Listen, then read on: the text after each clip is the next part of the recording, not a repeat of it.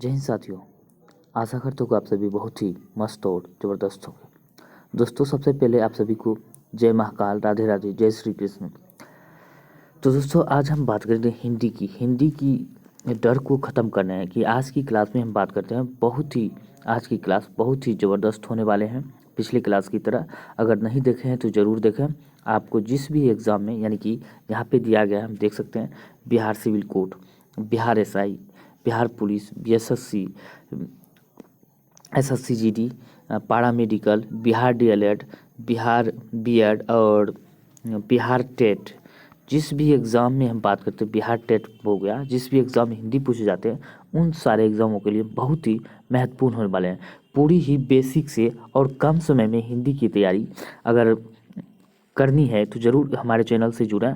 और कम समय में अच्छी तैयारी यहाँ पे कराई जाती है और पूरी ही बेसिक तरीके से, यानी कि ईजिली तरीके से।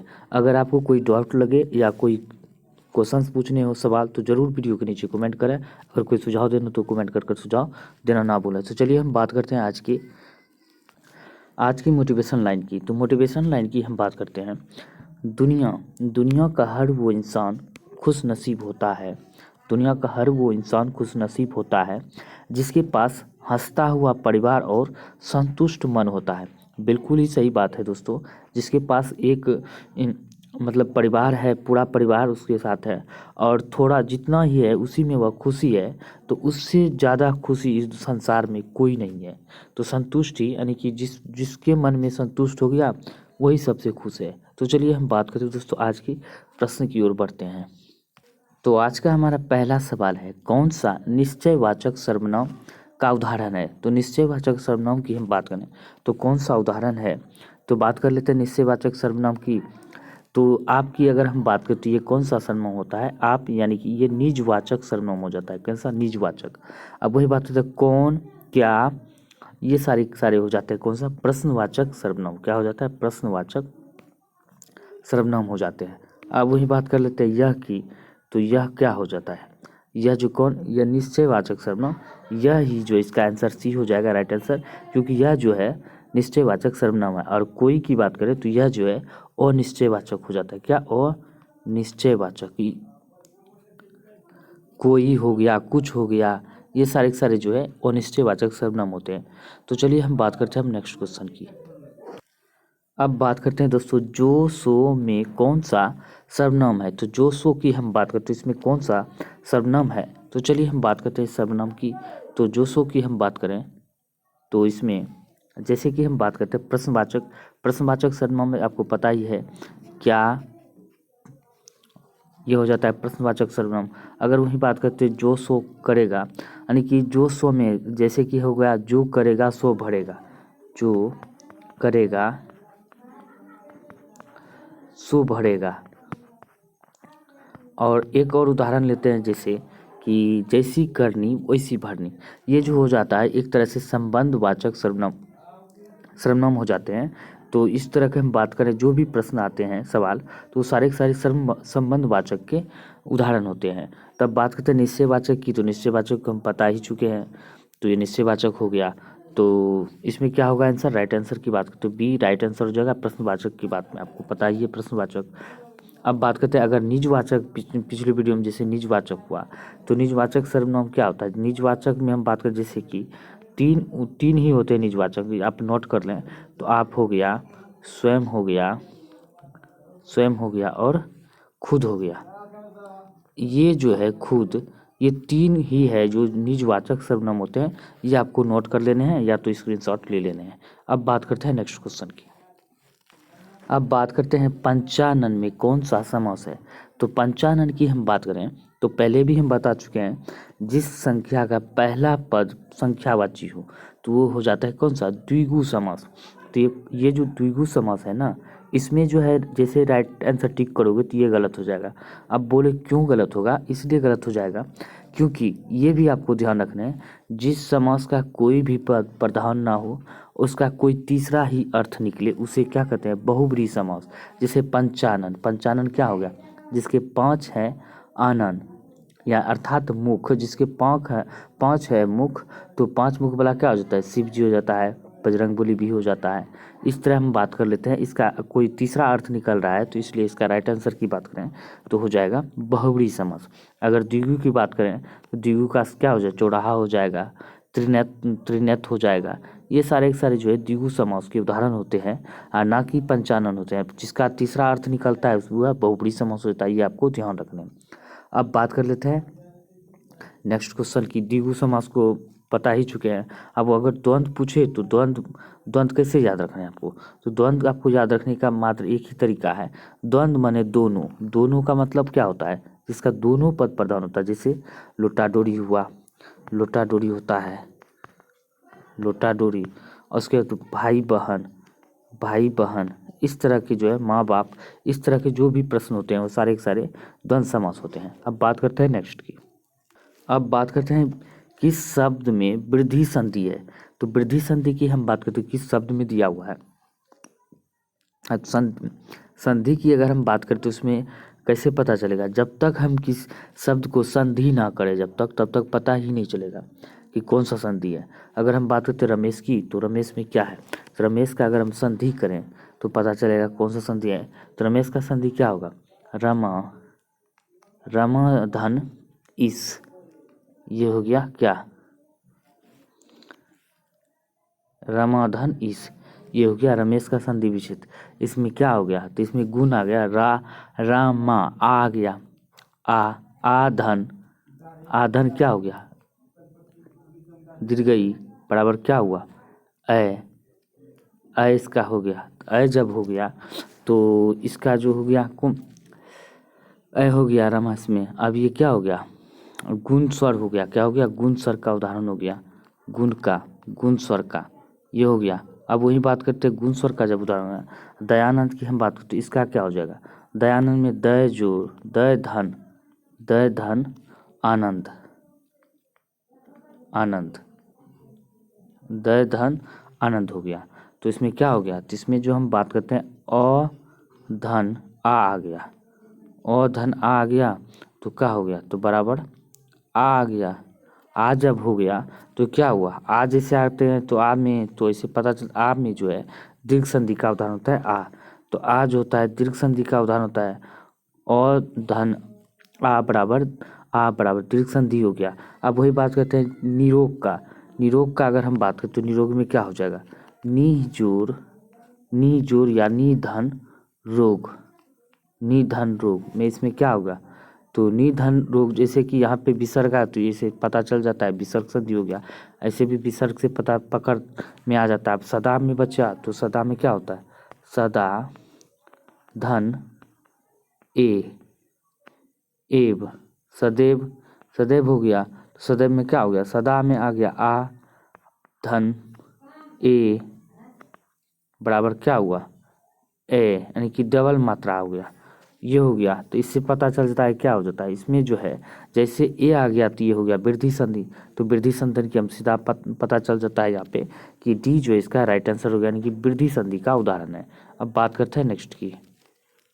अब बात करते हैं सदाचार में कौन सी संधि है। तो सदाचार की हम बात करें इसमें कौन सा संधि है, तो सदाचार का हम संधि अगर करते हैं तो संधि की हम बात करें तो सदाचार में सत्य जोड़, सत्य जोड़, सत्य धन, सत्य धन क्या हो गया, आचार, आचार, सत्य धन आचार। यानी कि इसमें क्या हुआ, व्यंजन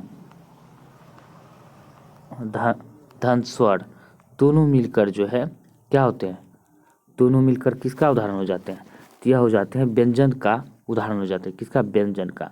तो हम बात करते हैं व्यंजन और स्वर के मेल से व्यंजन संधि बनते हैं, यानी कि व्यंजन धन स्वर के मेल से जो है व्यंजन संधि का बनते हैं, व्यंजन संधि कहलाते हैं। तो इसका राइट आंसर की हम बात करें तो राइट आंसर ए हो जाएगा, व्यंजन संधि। अब बात करते हैं नेक्स्ट की। अब बात करते हैं उसका कोट पुराना था। उसका कोट क्या था, पुराना था। वाक्य में पुराना है तो पुराना क्या है, तो पुराना जब भी किसी की विशेषता ही बता रहा है, यानी कि कोट का जो है उसका कोट क्या है, पुराना है। तो पुराना क्या हुआ, ये विशेषता बता रहा है। अगर किसी का विशेषता बता रहा है तो क्या हो जाता है, तो ये विशेषण हो जाता है। तो इसका राइट आंसर क्या होगा, ये हो जाएगा विशेषण। अब बात करते हैं कृतज्ञ का विलोम होगा। कृतज्ञ का अगर विलोम की हम बात करें तो इसका क्या हो जाएगा विलोम, कृतज्ञ हो जाएगा, कृतज्ञ होगा, क्या हो जाएगा कृतज्ञ। तो इसका बात करते हैं राइट आंसर की, तो 20 का राइट आंसर हो जाएगा। अब बात करते हैं कृतज्ञ का। कृतज्ञ का मतलब क्या होता है, कृतज्ञ का होता है एहसानमंद, क्या होता है एहसान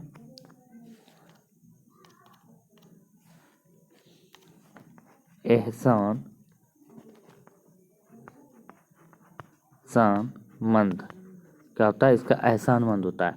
अब वही बात करते हैं कृतज्ञ की, इसका तो इसका मीनिंग क्या हो जाएगा, तो इसका जो होता है एहसान फरामोश, क्या होगा एहसान फरामोश हो जाएगा। अब वही बात कर लेते हैं कि एहसान ना मानने वाला क्या हो जाता है कृतज्ञ। कृतज्ञ जो होता है कृतज्ञ ये होता है एहसान ना मानने वाला, ये क्या कहलाता है कृतज्ञ कहलाता है, ये आपको ध्यान रखना है। इसका राइट आंसर की बात करें तो कृतज्ञ का विलोम हो जाएगा कृतज्ञ। इसका राइट आंसर की बात करें तो 20 का राइट आंसर हो जाएगा। बात करते हैं नेक्स्ट की। अब बात करते हैं शांति दूत में कौन सा समास है। तो शांति दूत की हम बात करें तो शांति दूत में समास की, तो इसमें क्या समास हो जाएगा, तो इसमें राइट आंसर की हम बात करते हैं इसमें तत्पुरुष समास होगा, यानी कि 20 का राइट आंसर हो जाएगा। अब बात कर लेते हैं तत्पुरुष समास की। तो जिस समास का विभक्ति लोप हो जाता है उसे तत्पुरुष समास, यानी कि वह तत्पुरुष समास कहलाता है। जैसे कि शांति दूत, शांति का दूत, शांति का दूत। और जैसे कि राजपुत्र, राजपुत्र में क्या होगा विभक्ति लोप हो जाता है, राजपुत्र यानी कि राजा का पुत्र, राजा का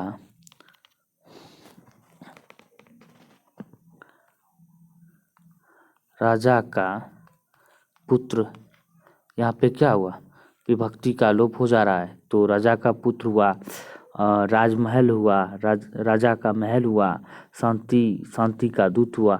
ये सारे के सारे जो होते हैं तत्पुरुष समास के उदाहरण होते हैं। अब बात करते हैं नेक्स्ट की। अब बात करते हैं क्रोध। क्रोध रस का अस्थाई भाव है। तो क्रोध रस का अस्थाई भाव की हम बात करें तो इसका जो अस्थाई भाव क्या हो जाएगा, तो क्रोध रस का अस्थाई भाव की बात करें तो रौद्र होगा, क्या होगा रौद्र। अब वही बात करें विभत्स का अस्थाई भाव क्या होगा जुगुप्सा, जुगुप्सा, जुगुप्सा, इसे आपको ध्यान रखना है। अब वही बात कर लेते हैं इसका वीर का, तो वीर का क्या होगा उत्साह हो जाएगा। हमारे वीर जवान क्या होते हैं, वीर जवानों में उत्साह कूट कूट के भरे होते हैं। भयानक की हम क्या बात करें तो क्या हो जाएगा, भयानक का मतलब हो जाएगा भय, क्या होगा भय। तो क्रोध का क्या होगा रुद्र, इसका राइट आंसर डी हो जाएगा। बात करते हैं नेक्स्ट की। अब बात करते हैं कोयले की दलाली में मुंह काला अर्थ है। कोयले की दलाली में मुंह काला का अर्थ क्या होता है, तो ऐसे भी आपको इसे छांट सकते हैं, झूठ बोलना, कोयले का व्यापार करना, बुरे काम से बुराई मिलना, व्यापार में घाटा होना। तो इसका राइट आंसर की हम बात करें तो ऐसे भी पता चल जा रहा है इसका राइट आंसर क्या होने वाला है, तो बुरे काम में से बुराई मिलना, तो इसका राइट आंसर सी हो जाएगा। बात करते हैं नेक्स्ट की। अब बात करते हैं जो जानने की इच्छा रखता हो, जो जानने की इच्छा रखता हो निम्नलिखित में से कौन सा एक शब्द होगा, निम्नलिखित में कौन एक शब्द होगा। तो जानने की इच्छा का क्या होगा, तो एक शब्द आपको चुनने हैं। तो जानने की इच्छा रखता हो तो उसमें क्या होगा, तो इसका राइट आंसर ए हो जाएगा जिज्ञासा, जिज्ञासु हो जाएगा जो जानने की इच्छा रखता है। अब वही बात कर लेते हैं कि अदिति का, तो अदिति का मतलब क्या होगा अनोखा हो जाएगा, क्या अनोखा, अदिति का होगा अनोखा। बात करें निशाचर का क्या होगा राक्षस हो जाता है, क्या होगा राक्षस। अब गगन की हम बात करें तो क्या होगा, गगन की हम बात करें तो आकाश होगा, आकाश नभ व्योम, ये सारे के सारे जो आकाश का पर्यायवाची होते हैं। अब वही बात करते हैं नेक्स्ट की। अब बात करते हैं य र ल व किस वर्ग के व्यंजन होते हैं। तो य र ल व की हम बात करें तो तलब, ओष्ठ, अंतःस्थ, उष्म। अगर आंसर की हम बात करें तो इसका जो आंसर क्या हो जाएगा राइट आंसर सी हो जाएगा, यानी कि अंतःस्थ वर्ण होते हैं। य र ल व जो है अंतःस्थ वर्ण होते हैं, ये आपको ध्यान रखना है। अंतःस्थ वर्ण की हम बात करें तो कितनी संख्या होते हैं, कुल 4 होते हैं। तो अगर हम वही बात करते हैं तो अंतःस्थ के बारे में ये आपको ध्यान रखना है। य र ल व जो हम बात करें तो ये अंतःस्थ व्यंजन कहलाते हैं। अब वही बात करते हैं, इनकी संख्या क्या होती है, 4 होती है। ये 4 यहाँ पे दिया हुआ है, देख सकते हैं। अभी कभी पूछे तो अंतस्थ वर्ण कितने होते हैं, 4 होते हैं। अब बात करते हैं अंतस्थ व्यंजन का उच्चारण जीभ, तालु, दंत, ओष्ठ के स्पर्श से होता है, किंतु ये अंग कहीं भी एक दूसरे का पूर्ण स्पर्श नहीं करते हैं। ये भी आपको ध्यान रखना है, यानी कि ये आपको रट्टे मार देना है या तो स्क्रीनशॉट ले लेना है। तो इसका राइट आंसर क्या हो जाएगा, तो राइट आंसर की बात करते हैं सी इसका राइट आंसर हो जाएगा। बात करते हैं नेक्स्ट की। अब बात करते हैं स्वागतम में प्रयुक्त संधि का नाम है। तो स्वागतम में प्रयुक्त संधि की हम बात करें तो नाम क्या हो जाएगा, तो इसका क्या होगा, स्वागतम में प्रयुक्त संधि। तो स्वागतम की हम संधि करें तो सबसे पहले संधि इसको करें सुजोर सुधन, सुधन आगतम, सुधम धन जो होगा आगतम हो जाएगा। तो क्या होगा, इसका हम बात कर लेते हैं सु से इसका जब हम संधि कर लेते हैं क्या हो जाता है आ बराबर क्या होगा वो। तो ये वो जिस आ गया तो इसमें क्या होगा, तो ये वो जो है, यानी कि जिस जिस शब्द का संधि करने पर य वो और र आता हो तो वह किस संधि का उदाहरण होता है, तो यन संधि का उदाहरण होता है। जब तक आप संधि नहीं करोगे तब तक आपको पता ही नहीं चलेगा कौन सी संधि होती है। तो ये आपको इस तरह आपको निकाल लेना है। तो य र वो जिस भी संधि के उच्चारण है कि व्यंजन में आते हैं वो सारे के सारे क्या होते हैं, यन संधि के उदाहरण होते हैं। ये आपको ध्यान रखना है। या तो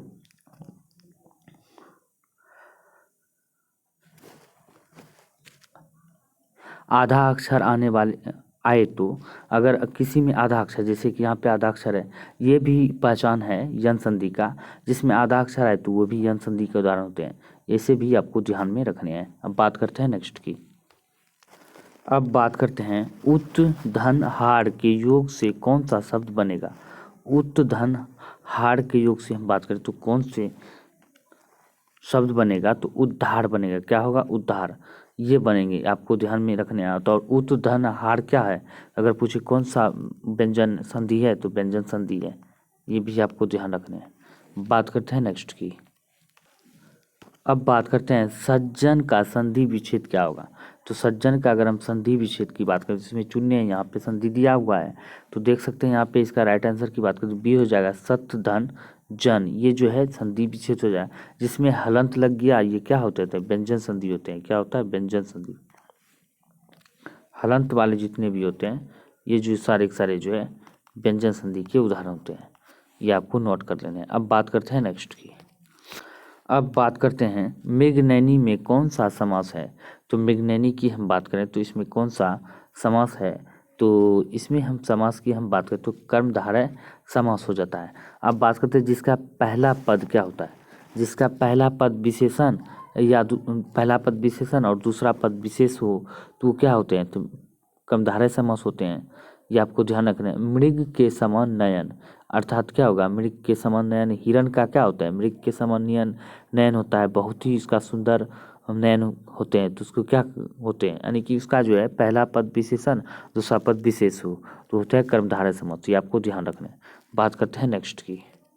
अब बात करते हैं सर्वनाम के कितने भेद होते हैं। तो सर्वनाम की अगर हम भेद की बात करें तो ये भेद यहाँ पे भेद दिया गया है। तो यानी कि मौलिक सर्वनाम की हम बात करें तो इसमें क्या होता है, यहाँ पे दिया गया, ये आपको प्रकार नहीं बता रहे हैं। तो प्रकार अगर पूछे तो ये क्या हो जाएगा, कुल 6 प्रकार होते हैं किसके, सर्वनाम के। अगर यहाँ पे दिया गया सर्वनाम के कितने भेद होते हैं तो कुल 11 होते हैं। ये क्या होते हैं, 11 मौलिक सर्वनाम होते हैं। ये क्या होते हैं, मौलिक। अगर मौलिक सर्वनाम भी पूछ ले तो इसका राइट आंसर की बात करें तो 11 हो जाएगा। 20 का आंसर राइट है। बात करते हैं नेक्स्ट की। अब बात करते हैं कान कतरना मुहावरे का अर्थ बताएं। तो कान कतरना मुहावरे का अर्थ बताइए तो क्या होगा, तो देख सकते हैं यहाँ से ऐसे भी छांट सकते हैं, बहुत तेज दौड़ना, ये तो होगा नहीं। बहुत चालाक होना, ये हो सकता है। कान कतरना बहुत चालाक होना, बहुत आदर करना, ये भी नहीं होगा। सोच विचार में पड़ना, ये भी नहीं होगा। तो इसका राइट आंसर बी हो जाएगा। बात करते हैं नेक्स्ट की। अब बात करते हैं वर्तमान हिंदी का प्रचलित रूप है। तो वर्तमान हिंदी का प्रचलित रूप की हम बात करें तो खड़ी बोली है। क्या है, खड़ी बोली। इसका राइट आंसर सी होगा। अब बात करते हैं नेक्स्ट की। अब बात करते हैं जिन शब्दों के अंत में आता है उन्हें क्या कहते हैं? जिन शब्दों के अंत में अ आता है उसे क्या कहते हैं? तो हम बात कर लेते हैं अनुस्वार की। अनुस्वार की हम बात करते तो क्या होगा? ये हो जाएगा अनुस्वार। अब वही बात करते हैं अंतःस्थ की। तो हम बात करते हैं अनुस्वार की, हम बात करते हैं अनुस्वार की, तो ये हो जाएगा अनुस्वार। अब बात करते हैं अंतःस्थ की। तो अंतःस्थ की हम पहले बता चुके य र ऐसे करके य र ल व और जो है अंतःस्थ होते हैं। अयोगवाह की हम बात करते हैं अ आ, ये हो जाते हैं तो ये अयोगवाह होते हैं। अब बात कर लेते हैं आकारांत की। तो आकारांत की हम बात करते हैं तो जिसमें आ आता है, बड़ी यानी कि बड़ी मात्रा आता है, तो वो आकारांत होते हैं। आ का रांत ये होते हैं बड़ी मात्रा में, आकारांत होता है बड़ी। अब वही बात करेंगे इसमें अगर बड़ी मात्रा आ जाए ई में तो इकारांत हो गया, इकारांत। और ये होता है छोटी मात्रा की, तो ये इकारांत हो गया। ये आपको ध्यान रखना है। तो इसका राइट आंसर की हम बात करते तो क्या हो जाएगा? अ। तो क्या है अयोगवाह? जिन शब्दों के अंत में अ आता है तो क्या हो जाएगा? अयोगवाह होता है। तो इसका राइट आंसर क्या होगा? तो सी इसका राइट आंसर हो जाएगा। अब बात करते हैं नेक्स्ट की। बात कर लेते हैं इसका राइट आंसर की। तो दोस्तों यह जो है सी इसका राइट आंसर नहीं होगा, बल्कि इसका राइट आंसर की बात करते तो डी इसका राइट आंसर है। अब बात करते हैं नेक्स्ट की। अब बात करते हैं ए ऐ ओ कौन सा स्वर है? तो यह हम बात करते हैं स्वर की। तो कौन सा स्वर होगा? तो चलिए हम बात करते हैं यह जो संयुक्त स्वर का उदाहरण है। किसका है? संयुक्त स्वर का। अब बात करते हैं जो है स्वर जो है कितने प्रकार के होते हैं? स्वर के 3 प्रकार होते हैं। तो 3 प्रकार की हम बात करें तो क्या क्या होता है? तो पहला ह्रस्व होगा, यानी कि ह्रस्व की हम बात करें तो ये हो जाएगा। ह्रस्व में क्या क्या आता है? तो अ, हर्षई और हर्षऊ ये आता है ह्रस्व में। अब वही बात करते हैं दीर्घ में। तो दीर्घ में क्या होगा? तो दीर्घ की हम बात करें तो दीर्घ में आने वाला है, दीर्घ में तो दीर्घ की हम बात करते इसमें आ जाएगा आ, हर्षई और दीर्घऊ, ये हो गया। अब बात करते हैं संयुक्त में क्या होगा? संयुक्त में हम बात करें संयुक्त में आने वाला क्या है? तो संयुक्त में हम बात करते क्या होगा? ए ऐ और ओ एक मात्रा हो गया, उसके बाद ओ में 2 मात्रा भी। ये सारे के सारे हम बात कर लेते हैं। तो क्या हुआ? स्वर, यानी कि 3 स्वर के 3 होते प्रकार होते हैं। ह्रस्व में अ, हर्षई, हर्षऊ। और बात करते हैं दीर्घ में क्या होता है? तो दीर्घ में हम बात कर लेते हैं दीर्घई और दीर्घऊ। संयुक्त में बात करते हैं ए ऐ ओ ये आता है। ये आपको ध्यान रखना है। अब बात करते हैं जिसमें 2 मात्रा हो उसे दीर्घ कहते हैं, दीर्घ संधि कहते हैं। जैसे कि 2 मात्रा की हम बात करते क्या होता है? आ हो गया, दीर्घई हो गया और दीर्घऊ हो गया। ये 2 मात्रा जिसमें आता है वह दीर्घ जो होता है, दीर्घ संधि होते हैं। तो इसका हम आंसर की हम बात तो इसका राइट आंसर क्या होता है? तो इसका राइट आंसर ए हो जाएगा। बात करते हैं नेक्स्ट की। अब बात करते हैं प वर्ग का उच्चारण स्थान है। तो प वर्ग का उच्चारण स्थान की हम बात करें तो इसका उच्चारण स्थान क्या होगा? ओष्ठ हो जाएगा, ओष्ठ। ये आपको ध्यान रखना है, राइट आंसर ए होगा। अब दंत की बात करें तो दंत का उच्चारण कौन कौन से आते हैं? प, फ, व और फ। ये प वर्ग का जितने भी होते हैं सारे के सारे दंत से उच्चारण होते हैं। कंठ की हम बात करते तो को वर्ग का जितने भी शब्द होते हैं को, खो, गो, ये सारे के सारे जो है को वर्ग का कंठ से उच्चारण होते हैं। मूर्धा की बात करें तो मूर्धा क्या होता है? तो मूर्धा की बात करें तो ये क।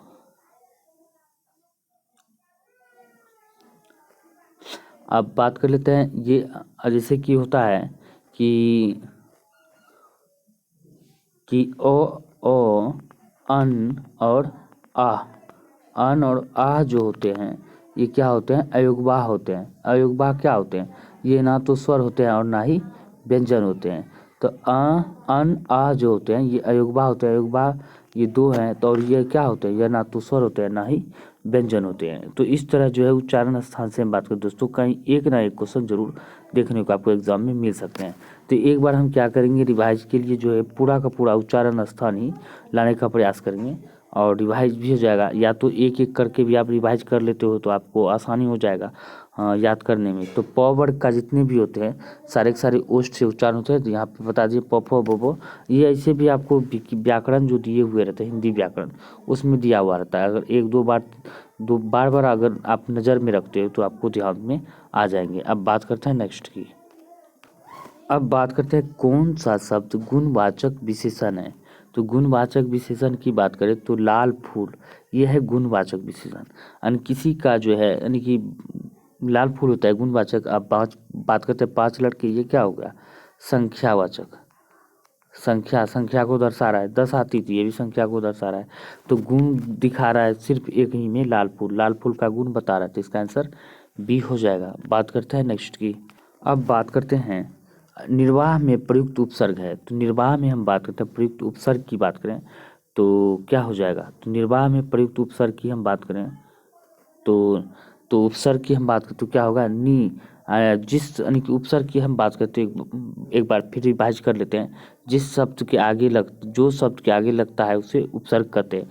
जैसे निर्वाह का जब हम संधि करें तो निर्धन वाह, तो क्या होगा, तो निर्वाह। तो पहला शब्द की हम बात करें तो क्या होगा, नीर इस उपसर्ग इसमें दिया हुआ है।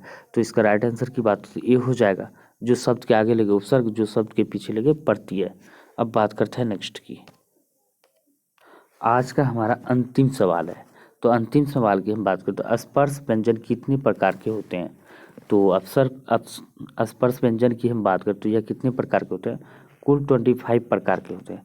कैसे, अब उष्म व्यंजन की हम बात करें तो उष्म व्यंजन कितने होते हैं। तो उष्म व्यंजन क्या होते हैं, तो 4 होते हैं। अब अंत अस्त व्यंजन की बात करें तो अंत अस्त